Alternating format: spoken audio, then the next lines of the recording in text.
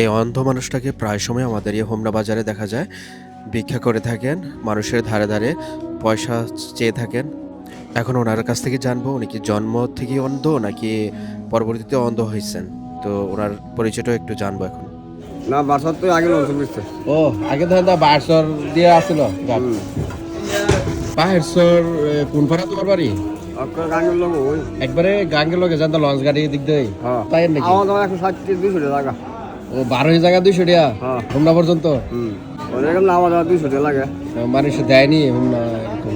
আইনে 200-500 টাকা পাওয়া যায়। তাহলে আওয়াজ হয় তুমি অর্ধেক খায় অর্ধেক জায়গা খরচ হয়। নেন খেজুর খায়েন আবার নি ধরেন পয়সা 2 দিয়া 1 টাকা পাওয়া যায়। খেজুর দিছি কটা একটু খাওয়া ইয়ে না।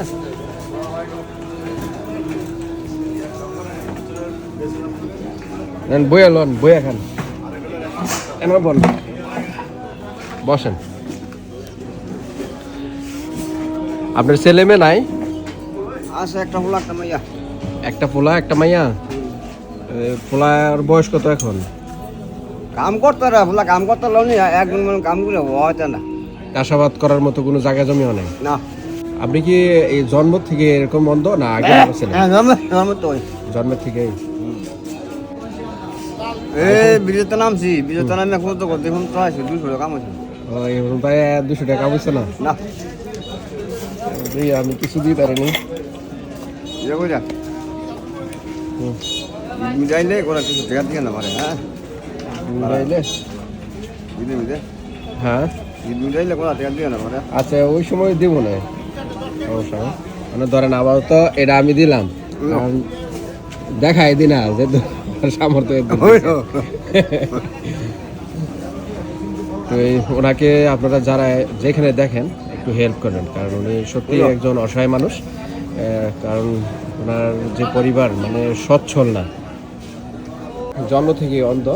আর অন্ধ হওয়ার কারণে কিন্তু উনি কোনো কর্ম কিন্তু করতে পারেন না।